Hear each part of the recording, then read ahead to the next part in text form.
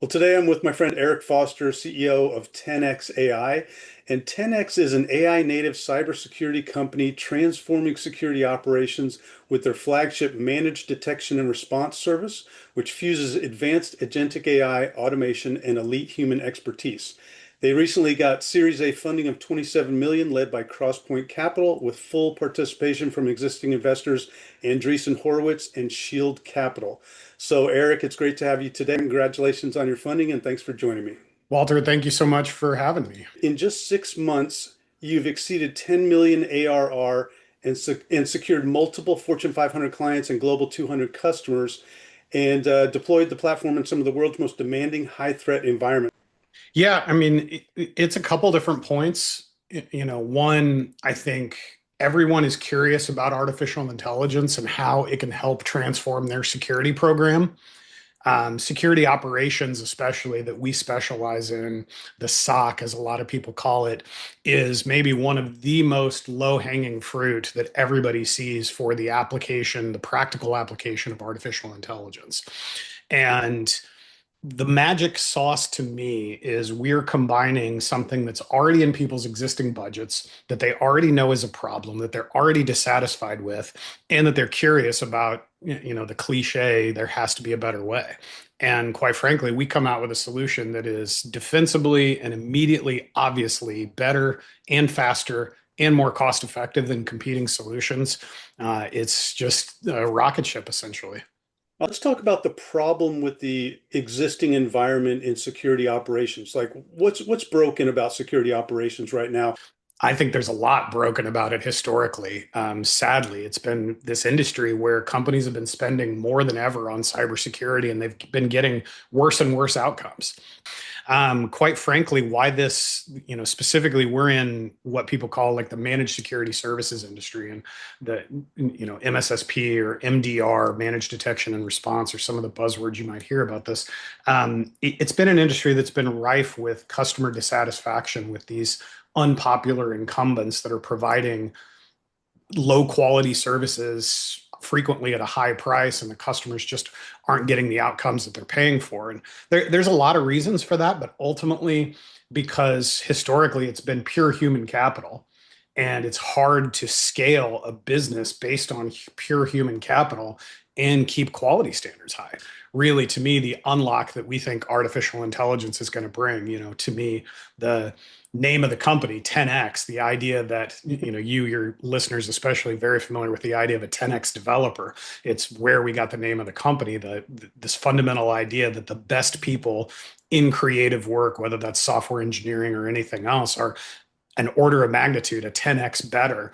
We believe artificial intelligence takes anybody and makes them a 10xer. And I'm very anti-AI doomer. I don't believe that AI is going to automate a bunch of people out of their jobs. And I think software engineers better than anybody should know this.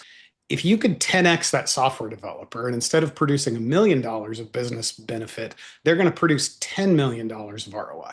Do you hire more or less software developers? Definitely more. Exactly. So AI making people more productive, making people more efficient, making people more effective is going to lead to greater business value, is ultimately going to lead to more investment, more people, driving more economic benefit. I personally believe this is going to produce maybe the greatest economic boom of not only my life, but maybe of human history. Mhm. We're incredibly bullish on the technology, and we're incredibly bullish on this approach, which is human centric, people augmented by artificial intelligence, taking people to make the decisions to solve the last mile parts of the problem that artificial intelligence isn't going to be the most efficient at. It seems like you have a dream team in your company of experts in the security space. Here's a quote that says, "We're founded by leaders who previously built Google's largest cybersecurity partner, managing over 75% of Google's security business at peak." So, can you talk about your expertise in the space and the team as well? Yeah, man, one of the most fortunate things about 10x is we've just assembled an absolutely all-star team. My CTO, for example, was one of the founding engineers of one of the hyperscalers security programs, the security product that they built and then took to market, that's now a multi-billion dollar business. Having somebody of that caliber, and then quite literally all of our founding engineers were all software engineers from hyperscalers that have that experience, that were part of that sort of launch team of this kind of product. And then we've been very fortunate to build a world-class engineering org. And what we're doing ultimately is a human-centric business. It is a services business. And so the team, the people that we've been able to hire, the talent we've been able to attract is maybe the most important thing. Who's an ideal prospect for you guys? It's interesting. I believe greatly in the idea of having an ICP and, having this ideal customer profile. And we very much have focused initially on financial services, on Global 2000 customers. That's where we've had the single most traction.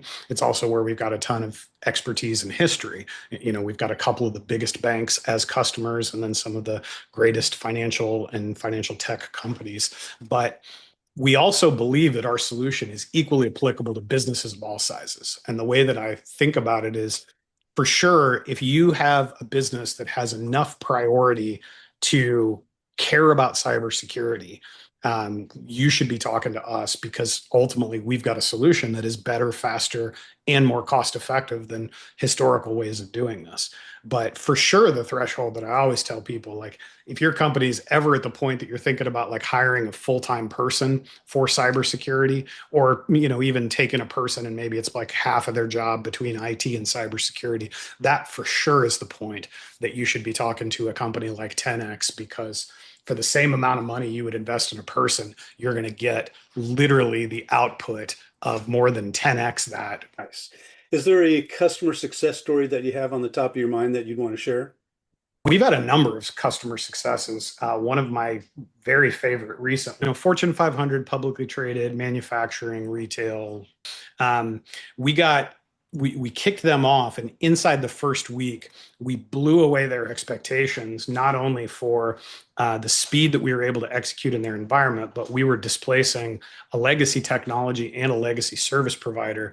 And one of the things that we do, we're huge fans of transparency in our company and our culture, but in our product too. So when we start with a company, we baseline all of their existing security operations and what their previous metrics were.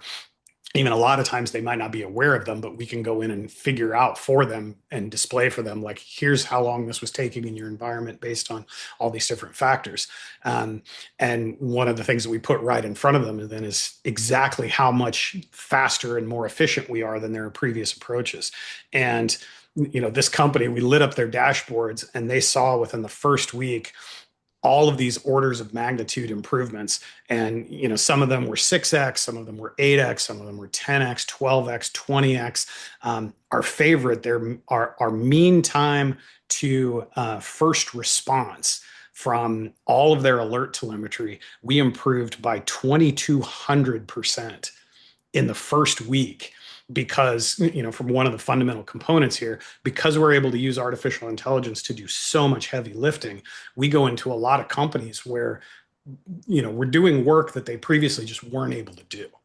It's not about, oh, you're taking the work that was done by a person and you're making it faster and then you need less people. It's like, you weren't even able to do this work before. It wasn't even economically feasible to have somebody do this because there was so much of it and the cost to do it was so high. And now we're able to take, in these cases, literally thousands of alerts and cases that would just be unworked by people, and we can go actually work them and actually take action on them. And then if we're able to literally move that much faster, 6, 8, 10, 12, 20 times faster than what a human can do, all of a sudden we can do more. So what's the outcome and the benefit that the client receives by your service going so much faster and doing more that they couldn't have done before? What's the outcome that they get? Yeah, I mean, ultimately in cybersecurity, there's two things. Like, one, so many breaches, there's such a big problem between when something is first happens and when it's actually detected. It's this concept called like mean time to respond and mean time to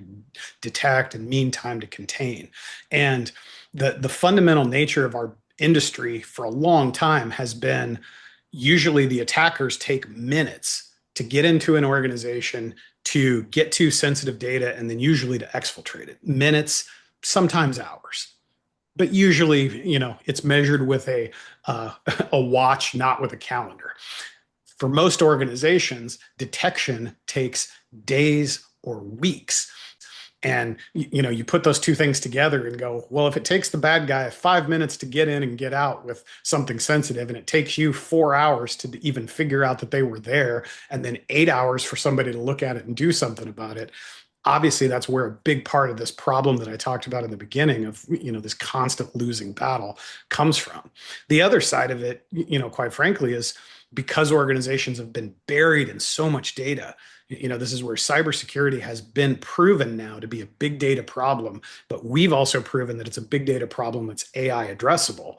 So now, because of the force multiplier of artificial intelligence, now you can do all this work that wasn't possible to do before, where it's like we just literally didn't have the people to look through all this data. And so we had a lot of false negatives. We had, meaning like the system might have said this wasn't a problem, but it really was a problem. Or it said it was low priority, but that was actually something that was a real high priority. And so just that concept, for example, of like being able to look through all your low priority alerts that normally would have just gone into the bit bucket and nobody had the time to go mess with. Now it's like, oh, AI can comb through all of those, find the needle in the haystack, escalate it to a human who can then go take the action they need. And that's, maybe the most direct example of how that sort of force multiplier can change the game completely from a cybersecurity perspective. So if a prospective client wants to achieve those benefits or look into it and engage with your company, what's the best way for them to engage? Oh, really appreciate it. Tenex.ai. They can reach out to us, sales at Tenex.ai. Come to our website. You can fill out a form, get a demo, see a lot of information about what we're doing. We try to be very transparent about our approach, about our pricing, about our methodology, a lot of the rest of this. We truly appreciate the opportunity to earn anybody's business. We greatly respect, the time everybody takes with that, and we are not sales heavy. We really respect your time and your buying cycle. And it's like, look, we're happy to show you what we've built. We have a lot of people that are curious about it, and happy to work with you if you want to work with us, and happy to not pressure you otherwise. It's one of these fundamental things, right? I've been on both sides of the table. I was a CISO 3 different times, and I just have this fundamental philosophy. I sell the way I always wanted to be sold to, which is, nobody likes a hard sell or a bunch of pressure. It's like, hey, look, come to our website. We'll tell you everything we're doing. If you want to sign up for a demo, we'll sign up and show you a demo. If this is something you want to go forward with, we'll be real transparent about pricing. If you don't, no worries. Like, we'll shake hands, and maybe we'll be able to help you out down the road.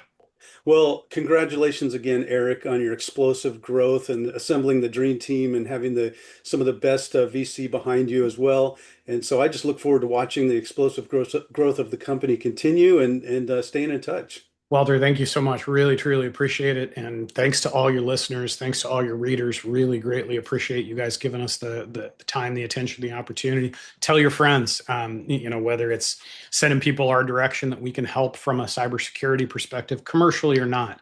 We honestly believe in helping the community and investing in good people, but especially we are growing like crazy. We're hiring, I think we literally have like 100 open roles right now at 10x. I think we're going to hire 200 some people between now and the middle part of next year.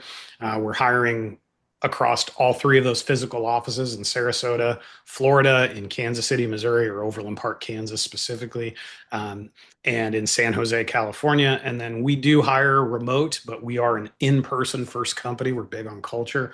We offer relocation bonuses to put people into our offices, but we always believe like the true 10X or the 10X or the top 1%, 5%, 10% will hire best of class talent wherever they sit. Walter, Awesome. thank you so much. Really appreciate it. Awesome. Thanks for your time, Eric.